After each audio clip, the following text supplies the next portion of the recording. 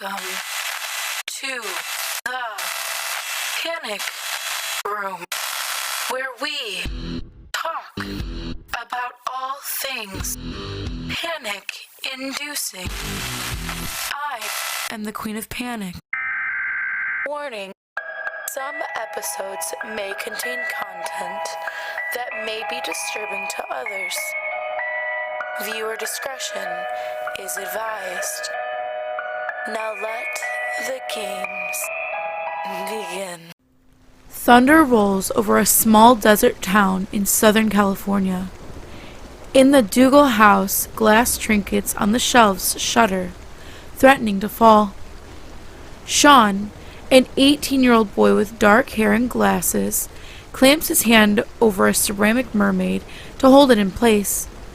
Behind him, his grandfather wakes from his nap on the recliner and jerks his head back to stare at the ceiling.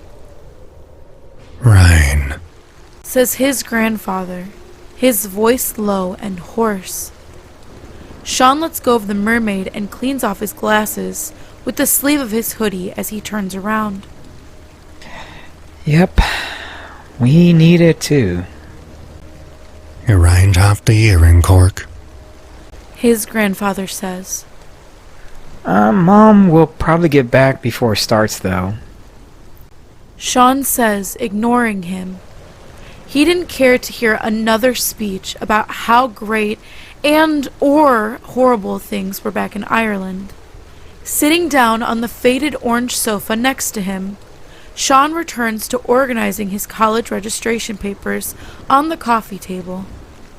Does he want a single dorm or a roommate? After years of being an only child, maybe he isn't equipped to handle sharing a room. Then again, he could benefit from the change. The recliner to his left squeaks, and Sean looks up to see his grandfather padding over to the window. The pitter-patter sounds of raindrops fills the living room as the storm begins. Sean frowns, keeping an eye on his grandfather's balance. Do you want your cane? He asks. His grandfather shakes his head and lifts up a trembling hand to peek through the blinds. He sighs. "It's been too long," says the old man. "It's time." Sean picks up a pencil and starts to fill out a form. Time for what? "Time to go out." His grandfather steps away from the window and heads for the front door. He stops to slip his shoes on, leaning against the wall for support. Oh, Grandpa, you can't go out. Sean says, dropping his pencil and standing up. It's raining. He goes over to his grandpa and takes his arm to steer him away from the door. His grandfather just shakes his head and tries to shrug him off. Mom's coming home, and then she'll make dinner. It's gonna be mashed potatoes, remember? They're your fate. "I don't give a damn about the bleeding potatoes, boy." He snapped. Sean drops his arms and takes a step back, holding his hands up in surrender. Whoa, sorry. His grandfather steps away from the window and heads for the front door. He stops to slip his shoes on, leaning against the wall for support. "I can't be running an ad in that every apple shower, can I?" For one, it's May. And two... Sean stops and grumbles when his grandfather turns away and opens the front door. Grandpa, we can go for a walk when it stops. I promise. "No." His grandfather halted in the doorway and twisted back, pointing a skeletal finger to Sean's face. "You stay here and you wait for your mother. I mean it, Sean. I don't need you crying after me like a baby." No one said I was crying, old man. Sean huffs, folding his arms across his chest. His grandfather's face softens and he smiles. "This old man just has something he's needing to do. Fine. Says Sean. But when you get cold and die, I'm telling Mom it was your fault. His grandfather laughs. You're right about that, me boy. It was my fault. With that, he closes the door behind him. Sean rocks back on his heels, torn between worry over his grandfather's health and his need to respect his wishes. He shakes his head to clear his thoughts and walks over to the window, pulling the blinds up to see outside. A few yards into the street, his grandfather makes small, unsteady steps. Sean adjusts his glasses, contemplating getting his cane. However, the old man had been so adamant about not being followed that Sean figures he can deal with a fall on his own. Time inches by as he slowly makes his way further and further down the street. A dull roar replaces the pitter-patter. The heavy downpour makes it difficult for Sean to see. His grandfather can't be that far away, but the blurry figure seems smaller than it should be. Sean takes off his glasses to once again wipe them clean with his sleeve, putting them back on only when he's sure every smudge is gone. He looks back out the window, squints his eyes, and frowns. As he continues to walk, his grandfather's steps become sluggish. His arms dangle at his sides as if held down by some enormous weight. Sean presses his nose against the glass to get a closer look, worry and guilt bubbling in his stomach. His grandpa's head seems to shrink into his shoulders as his back hunches forward. He falls to his knees, and Sean immediately runs for the door.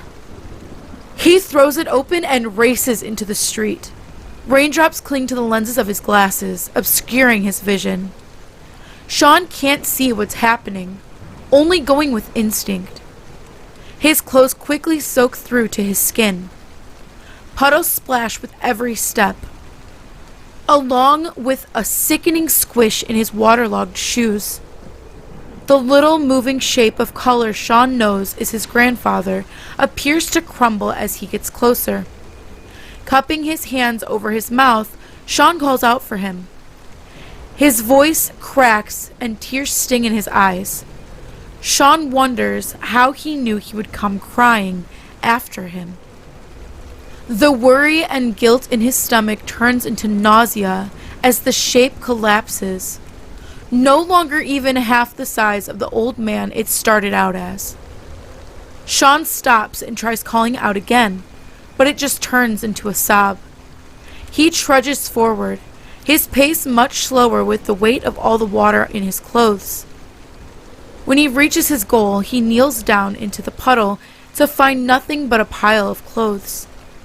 He picks up his grandfather's plaid shirt, but it slips through his fingers like mud. Sean holds back another sob and plunges his hand into the clothes, only to be met with some thick, slimy substance. He digs through it, hoping that somehow he can pull his grandfather out from underneath. The rain keeps pounding down on him, thunder shaking his bones with every boom. What remains of the clothes dissolves in the water, leaving only wet pavement behind. A car pulls up, stopping next to where Sean sits in the road. The door opens and his mother steps out. She crouches down next to him and shakes him by the shoulders. But Sean doesn't respond. He just stares at the pavement and the water rushing over it. His whole body just aches with guilt. Sean closes his eyes and leans into his mother, wrapping his arms around her and holding on for dear life. Soon, Sean is back home, his shoulders draped in a towel and a mug of hot tea in his hands. He sits at the kitchen table, trying to make sense of what happened, but his mind is blank. Yes. His name is James Dougal, his mother says into her phone. She's on the phone with the police, and Sean silently commends her for doing the rational thing in the face of horrible weirdness. Uh-huh. He's my father. My son says he just ran off in the rain. I think he was confused. My father's in his 70s, and you know how it gets. Sean can't make out the officer's muffled response. Pushing his tea away, Sean rests his head on the table. When he closes his eyes, all he can see is the crumbling shape in the rain.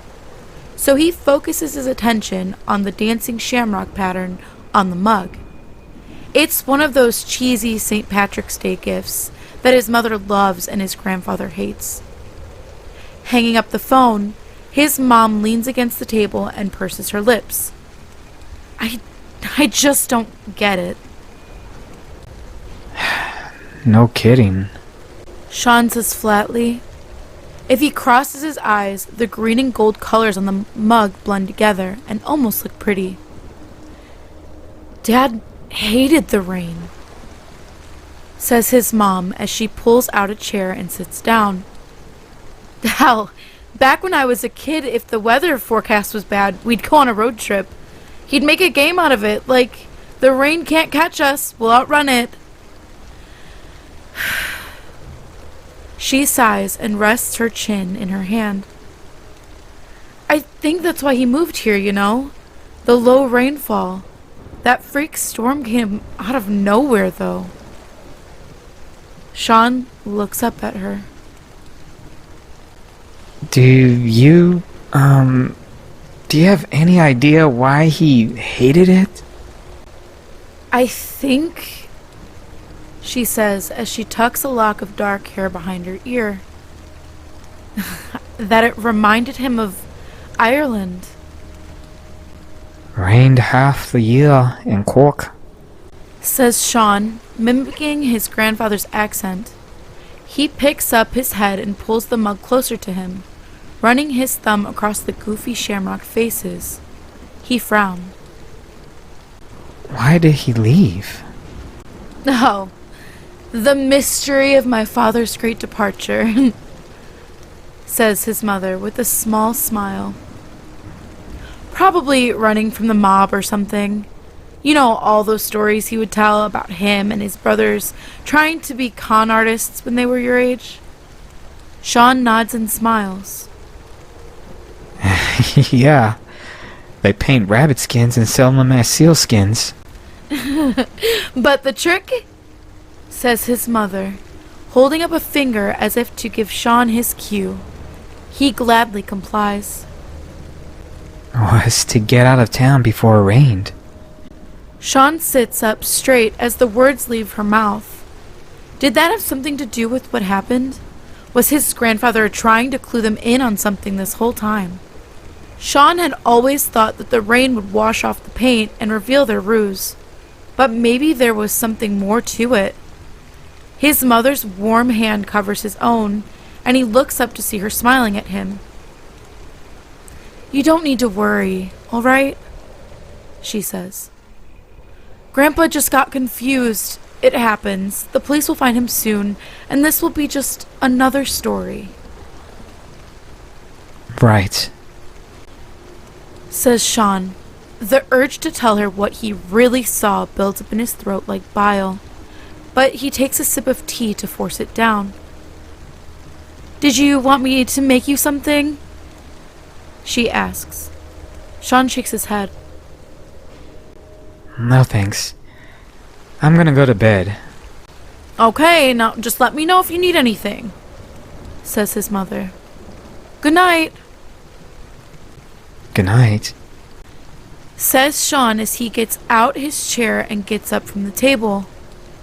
As he makes his way across the house to his room, he stops at the living room window, peering through the blinds.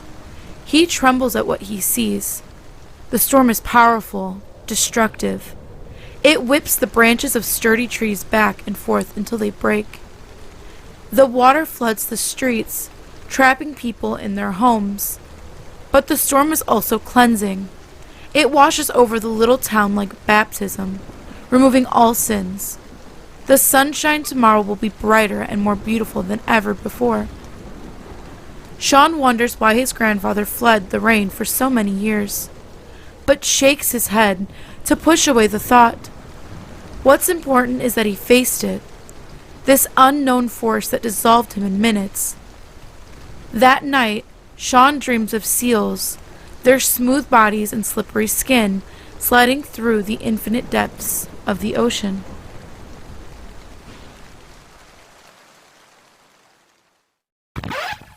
Thank you for visiting the Panic Room. You have successfully made it to the next portion of your tour. Please stay tuned for your next prompt. Click the like button and subscribe to receive notifications for when the next portion of your tour is ready to join. Thank you for watching. Don't let the panic drown you.